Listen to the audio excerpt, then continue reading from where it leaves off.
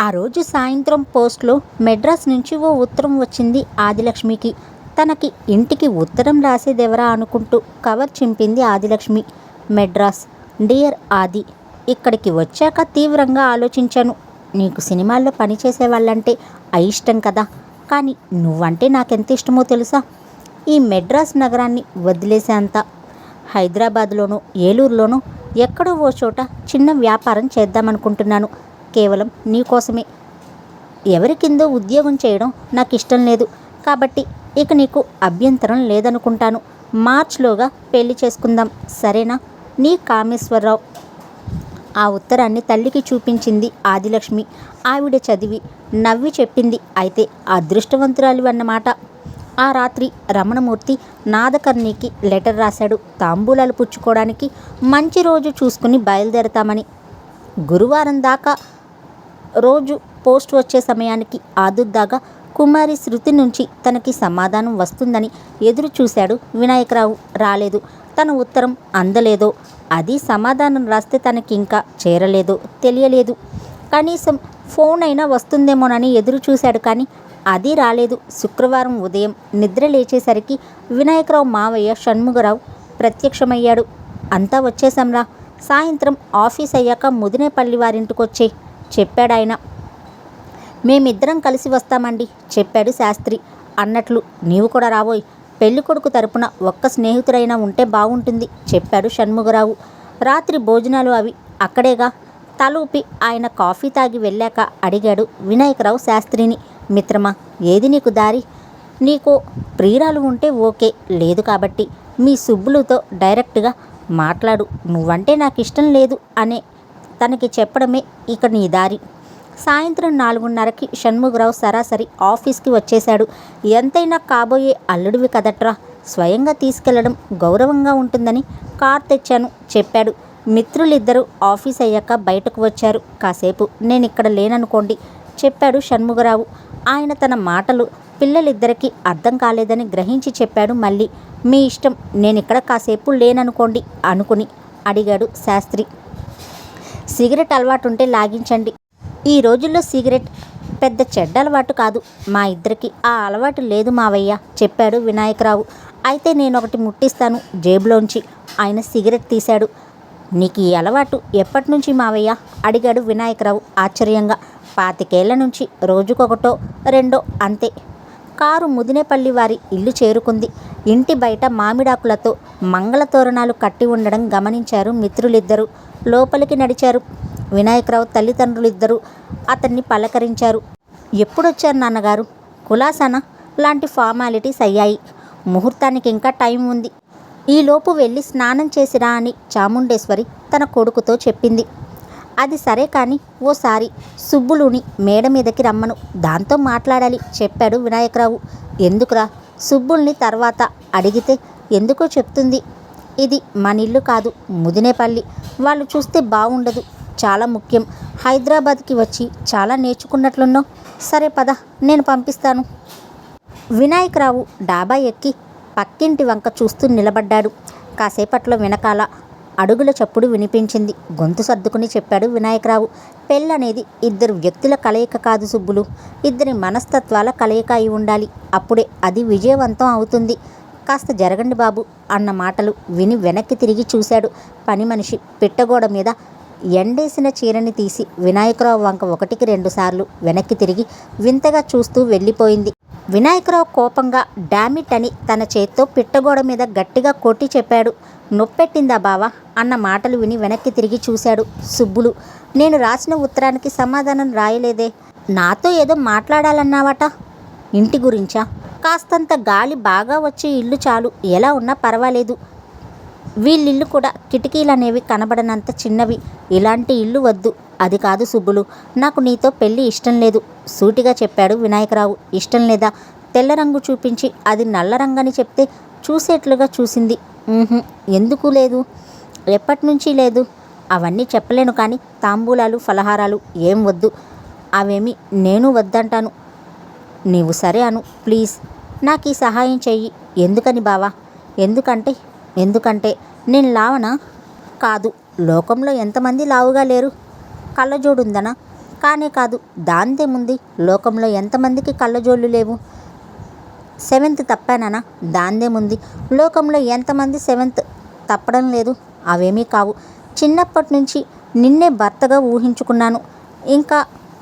ఇంకొకరిని ఆ స్థానంలో నేను ఊహించుకోలేను బావా. ఆడది ఒకరికే మనసిస్తుంది. వినాయకరావు మళ్ళీ మాట్లాడే అవకాశం ఇవ్వకుండా గిరుక్కున వెనక్కి తిరిగి అక్కడి నుంచి వెళ్ళిపోయింది. కొద్ది క్షణాల్లో కిందకి రారా అన్న తల్లి కేకను వినిపించి వెంటనే చిన్నగా నిట్టూర్చి కిందకి కదిలాడు వినాయకరావు. సరిగ్గా అదే సమయంలో వీధి బయట ఆగిన రిక్షాలోంచి ఆదిలక్ష్మి కిందకి దిగింది. ఆదిలక్ష్మి ఫ్రెండ్ అయిన ముదినేపల్లి వారమ్మాయి ఆదిలక్ష్మిని సాదరంగా ఆహ్వానించింది. తల్లి తండ్రి తెచ్చిన పట్టుబట్టలు కట్టుకున్నాడు వినాయకరావు. ఏమైంది అడిగాడు శాస్త్రి మిత్రుణ్ణి రహస్యంగా. లాభం లేదు, విఫలమైంది దిగులుగా చెప్పాడు వినాయకరావు. ముహూర్తం సమీపించడానికి ఇంకా 10 నిమిషాలుంది. ముదినేపల్లి వారితో చాముండేశ్వరి షణ్ముగరావు భార్య పిచ్చాపాటి మాట్లాడసాగారు. కొత్త టీవీ స్టాండ్ ఉంది కానీ టీవీ లేదేం అడిగాడు డాంబికేశ్వరరావు. మొన్ననే మా ఇంట్లో దొంగలు పడ్డారు. టీవీ వెండి సామాను ఎత్తుకుపోయారు చెప్పింది ముదినేపల్లావిడ. టీవీ పోయిందా? మరి రిలయన్స్ కప్ క్రికెట్ మ్యాచ్ ఎలా చూశారు అడిగాడు డాంబికేశ్వరరావు వెంటనే. మీరు ఊరుకోండి అని భర్తని కసిరి చెప్పింది చాముండేశ్వరి. మా ఇంట్లో కూడా చెంచాలు అవి పోతూ ఉంటాయి కానీ మనుషుల పని కాదు, కాకులు ఎత్తుకెళ్తూ ఉంటాయి. మా ఇంట్లోనూ అంతే, వాటికి షోకు చెంచాలతోనూ అవి కూడా తినాలనేమో, అందుకే చెంచాలు ఎత్తుకుపోతూ ఉంటాయి చెప్పింది షణ్ముగరావు భార్య కాకుల మీద నిరసనగా. పోలీస్ రిపోర్ట్ ఇచ్చారా అడిగాడు షణ్ముగరావు. ఇచ్చాం కానీ దొంగ దొరకాలిగా చెప్పాడు ముదినేపల్లాయన విచారంగా. రావే. ముదినేపల్లాయన కూతురు తన స్నేహితురాలు ఆదిలక్ష్మిని లోపలికి తీసుకుని వచ్చింది. ఆ అమ్మాయిని చూసి మిత్రులిద్దరూ షాక్ అయ్యారు. ఆదిలక్ష్మి కూడా పట్టుబట్టలోని వినాయకరావుని చూసి అలాగే ఫీల్ అయింది. ఆదిలక్ష్మి నా ఫ్రెండ్ అండి అని పరిచయం చేసింది ముదినేపల్లి వారి అమ్మాయి. ఇంకా మొదలు పెడదామా అడిగాడు పురోహితుడు చేతి గడియారం వంక చూసుకుని. తలూపారంతా ఆ అమ్మాయిని గుర్తుపట్టాడు షణ్ముగరావు. ఆయన శుక్లాంబరధరం విష్ణుం శశివర్ణం శ్లోకం చదివి సంస్కృత మంత్రాలు అందుకున్నాడు. వినాయకరావు బిక్కమొహం వేసి శాస్త్రి వంక చూడసాగాడు. అబ్బాయి గారికి మంగళహారతి పట్టండి చెప్పాడు శాస్త్రులు గారు. ఇత్తడి పళ్ళెంలో హారతి కర్పూరం పొట్లం విప్పేసి అగ్గిపుల్ల గీసి దాన్ని అంటించారు. మంగళహారతి నే పాడనా అడిగింది చాముండేశ్వరి. అంతా దడుసుకు చచ్చేలా ఉన్నారు. నువ్వు అలాంటి పనులు చేయక. మన పక్కింటి కుర్రాడు ఇంకా హాస్పిటల్ నుంచి విడుదల కాలేదట కసిరాడు డాంబికేశ్వరరావు. వెంటనే ఓ కంఠం మంగళహారతి పాడసాగింది. మంగళహారతులివిగో గై కొనుమ. క్షణాల్లో అక్కడ గుండు సూది పడితే వినపడేంత నిశ్శబ్దం. ఆదిలక్ష్మి తల వంచుకుని పాడసాగింది. ఆమె పాడటం గమనించని వినాయకరావు వెంటనే చెప్పాడు, ఆ రేడియో కాస్త పెద్దగా పెట్టండి. రేడియో పెద్దగా పెట్టడం ఏంటి అడిగింది ముదినేపల్లి వారి అమ్మాయి ఆశ్చర్యంగా. కుమారి శృతి రేడియోలో పాడుతోందిగా. నాకు ఆ అమ్మాయి పాట అంటే చచ్చేంత ఇష్టం చెప్పాడు వినాయకరావు. శృతి లేదు, కృతి లేదు, నా ఫ్రెండ్ ఈ పాట పాడేది. బాగా పాడుతుందని ఇలాంటి సందర్భాల్లో ఫ్రెండ్ని ఇలా ఇన్వైట్ చేస్తూ ఉంటాం. వినాయకరావు నోరు తెరుచుకుని ఆదిలక్ష్మి వంక కాసేపు తెల్లబోతూ చూస్తూ ఉండిపోయాడు. అతని కన్నా ముందే తేరుకున్న శాస్త్రి వినాయకరావుకి తొడపాసం పెట్టడంతో అతను తేరుకున్నాడు. మీరు కుమారి శృతి మీరేనా వణికే కంఠంతో అడిగాడు. అది నా మారు పేరు, మీకెలా తెలుసు రెట్టింపు ఆశ్చర్యంతో అడిగింది ఆదిలక్ష్మి. నేను మీకు ఉత్తరాలు రాస్తూ ఉంటాను ఆదిలక్ష్మి ఇంకా దిగ్భ్రమగా అడిగింది. అంటే వైవీరావు అంటే మీరేనా? అవును, ఎద్దేపల్లి వినాయకరావు నా పూర్తి పేరు. వినాయకరావు పేరు అదోలా ఉంటుందని వైవీరావు అని రాశాను. ఇద్దరు ఒకరి వంక మరొకరు అలాగే సంభ్రమంగా చూసుకుంటూ ఉండిపోయారు. మధ్యలో ఆపేసావేంటమ్మా పాట, చాలా బాగా పాడుతున్నావు, ఏది పాడు చెప్పింది చాముండేశ్వరి. ఆదిలక్ష్మి మంగళహారతి పాట పాడుతూ ఉంటే ముత్తైదువులంతా కలిసి కాబోయే దంపతులిద్దరికీ హారతులిచ్చారు. వినాయకరావు చూపులన్నీ తన మీదే ఉండటం, ఆ చూపుల్లో ఎంతో యాంగ్జైటీ టెన్షన్ ఉండటం గుర్తించింది ఆదిలక్ష్మి. గుండెల్లో కార్చిచ్చు కాలుతూ ఉంటే ఎలా చూస్తారో అలాంటి చూపులు. కాలే ఇసుక తుఫాన్లో చిక్కుకుని నిస్సహాయంగా చూసేలాంటి మనిషి చూపులు అవి. ఆకలి చచ్చిపోయిన వ్యక్తి, నిద్రపోయి మర్చిపోయిన వ్యక్తి చూసేలాంటి చూపులు. ఆ చూపులని అర్థం చేసుకుంది ఒక్క ఆదిలక్ష్మినే. చాముండేశ్వరి మరో విధంగా అర్థం చేసుకుంది. ఏమిట్రా ఆ పిచ్చి చూపులు, నిన్నేరా? ఏమైంది? వినాయకరావుని కుదిపితే కానీ అతను ఈ లోకంలోకి రాలేదు. ఏమైందిరా అడిగాడు షణ్ముగరావు కూడా. వినాయకరావు గొంతు పెగల్లేదు. సమాధానం చెప్దామంటే ఏంటి బాబు, అమ్మాయి మీ అమ్మలా దడుచుకునేలా పాడలేదుగా, ఏమైంది అడిగాడు డాంబికేశ్వరరావు కూడా. ఎవరికీ సమాధానం చెప్పలేదు వినాయకరావు. పెళ్లి చూపుల్లో కూర్చున్నట్లుగా ఆదిలక్ష్మి తల వంచుకుని కూర్చుని వేలితో చాప చివర ఉన్న పుల్లల్ని పీకసాగింది. అయ్యా, సమయం సమీపించింది, నిశ్చితార్థం చేద్దాం. ఆ బియ్యం పళ్ళెం మీద పెళ్లి కూతురు కుడి చేతిని, ఆ చెయ్యి పైన పెళ్లి కొడుకు కుడి చేతిని ఉంచండి. అయ్యా, ఓ బంగారు ఉంగరం తేనె కావాలి చెప్పాడు పురోహితుడు. శాస్త్రికి స్నేహితుడి బాధ అర్థమైంది. కుమారి శృతిగా పరిచయమైన ఆదిలక్ష్మితో అతను మెల్లోతుగా ప్రేమలో పడ్డాడని ఇట్టే గ్రహించాడు శాస్త్రి. ఆ సంగతి ఆదిలక్ష్మి కూడా వినాయకరావు పరిస్థితి ద్వారా గ్రహించిందన్న సంగతి కూడా పసిగట్టాడు. అతనికి వినాయకరావు మీద జాలేసింది. జస్ట్ అప్పుడే ఆ గదిలో తను ప్రేమలో పడ్డ అమ్మాయి కనపడింది. అది తొలిసారిగా. కానీ మరికొన్ని క్షణాల్లో ఆ గదిలో తనే చాలా కాలం నుంచి కలగంటున్న అమ్మాయి ముందే ఇంకో అమ్మాయితో నిశ్చితార్థం జరగబోతోంది. What a pity. తను ఎలా తన ఫ్రెండ్కి సహాయం చేయగలనా అని ఆలోచించాడు. ఏదీ తట్టలేదు. పురోహితుడికి బంగారు ఉంగరం తేనె ఇచ్చారు. అతను తేనెలో ఆ ఉంగరాన్ని ముంచి బియ్యం మీద ఏదో రాయబోతున్నాడు. కాలింగ్ బెల్ మోగింది. తలుపు తీసింది ఇంటి వాళ్ళ అమ్మాయి.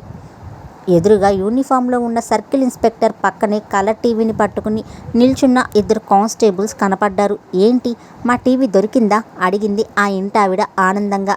మీదేనండి, డయనోరా. ఇవాళ మధ్యాహ్నమే దీన్ని అమ్ముతూ ఉంటే దొంగని పట్టుకున్నాం చెప్పాడు సర్కిల్ ఇన్స్పెక్టర్. ఆవిడ ఆనందంగా లేచింది. కానిస్టేబుల్ దాన్ని లోపలికి తెచ్చి బోసిగా ఉన్న టీవీ స్టాండ్ మీద ఉంచాడు. నిజానికి కోర్టు ద్వారా ఇది మీకు రావాలంటే చాలా కాలం పడుతుంది. ఇంకా ఇతర వస్తువులు ఆ దొంగ దగ్గర పట్టుకున్నాం కాబట్టి వాటితో కేసు పెడతాం.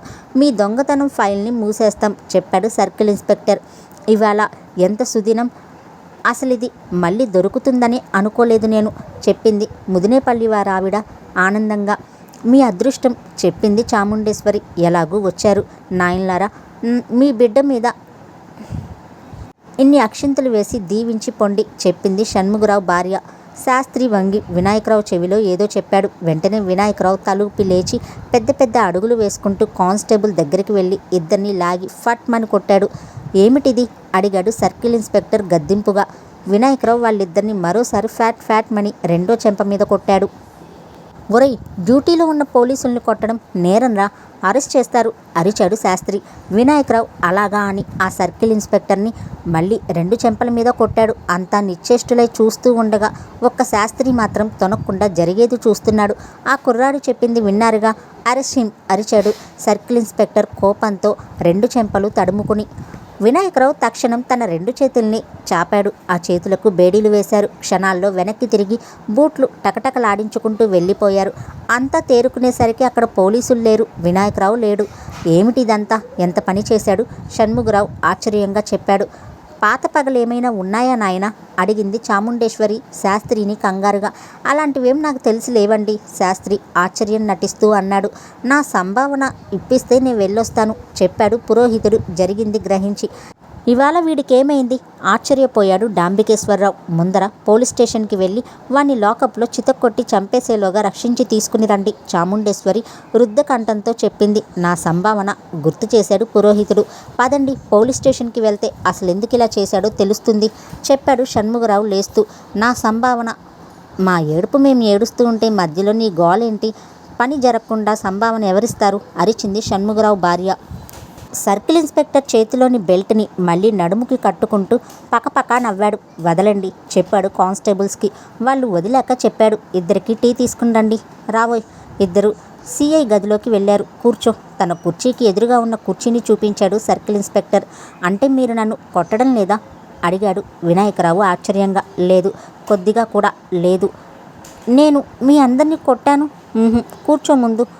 ఊరికే అలా ఓసారి ఆ బెల్ట్తో కొట్టండి, పర్వాలేదోయ్. మేం మీకు సహాయపడినందుకు సంతోషంగా ఉంది.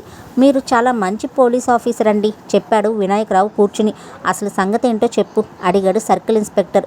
ఉన్నది ఉన్నట్లుగా చెప్పాడు వినాయకరావు. పూర్తిగా నవ్వాక పక్కపక్క నవ్వి చెప్పాడు సిఐ. భలే వాళ్ళు, నీవు నీ ఫ్రెండ్ కొడితే ఈ ఐడియా ఇచ్చినందుకు శాస్త్రిని కొట్టాలి. నా ఊహ నిజమైతే అతను ఇక్కడికి రాడు. Anyway, wish you good luck చేయి చాపి కరచాలనం చేశాడు సిఐ. ఆదుర్దాగా లోపలికి వచ్చాడు షణ్ముగరావు డాంబికేశ్వరరావు. ఏరా అప్రాచ్యపు వెధవా, దొంగని పట్టుకున్నా ఇలాంటి పెద్ద మనిషిని కొడతావా అయినా ఆయన్ని కొట్టడానికి నీకు చేతులు ఎలా వచ్చాయిరా? కోప్పడ్డాడు డాంబికేశ్వరరావు. సార్, తప్పైపోయింది. ఇదే వాడు చేసిన మొదటి నేరం. ఏదో తెలియక చేశాడు. ఎల్ఐసిలో గౌరవంగా పనిచేసుకుంటున్నాడు. దయచేసి వదిలిపెట్టండి. షణ్ముగరావు సిఐని బ్రతిమాలాడాడు. నో, వీల్లేదు. మేము ఒకసారి అరెస్ట్ చేశాక కోర్టులో ప్రవేశపెట్టి శిక్ష పడ్డాక కానీ వదిలిపెట్టాం చెప్పాడు సిఐ కోపం నటిస్తూ. ఈ ఒక్కసారికి మన్నించి క్షమించండి సార్. వీల్లేదు. డాంబికేశ్వరరావు జేబులోంచి 100 రూపాయల కాగితం తీసి సిఐకి ఇచ్చాడు. మనలో మన మాట. ఇది ఉంచండి సార్. ఏంటి, నాకే లంచం ఇస్తున్నారా? మిమ్మల్ని కూడా అరెస్ట్ చేయాల్సి ఉంటుంది. అబ్బే, లంచం ఏంటి? లంచం కాదు సార్ ఇది. మరేంటి? 100. ఉడతా భక్తి. ఏం, నేను ఉడతలు పట్టేవాళ్ళ కనిపిస్తున్నానా? గద్దించాడు సర్కిల్ ఇన్స్పెక్టర్. అమ్మమ్మ, ఎంత మాట! నేను అలా అనలేదండి. ఇతన్ని రేపు కోర్టులో హాజరుపరచాలి. ఇక మీరంతా వెళ్ళొచ్చు. అది కాదండి, ఇంకో క్షణం ఇక్కడ ఎవరైనా ఉన్నా సరే వాళ్ళని కూడా అరెస్ట్ చేస్తాను. వెళ్ళండి. రాత్రి భోజనం మీరే పెడతారా లేక మేము తీసుకుని రావచ్చా? అడిగాడు షణ్ముగరావు. మేం పెడతాం, కానీ మీరు వెళ్ళండి. చేసేది లేక ఇక వాళ్ళిద్దరూ అక్కడి నుండి వెళ్ళిపోయారు. ఓకే మిస్టర్ వినాయకరావు, మీరిక వెళ్ళొచ్చు చెప్పాడు సర్కిల్ ఇన్స్పెక్టర్. అతను సిఐతో కరచాలనం చేసి వెళ్ళిపోయాడు.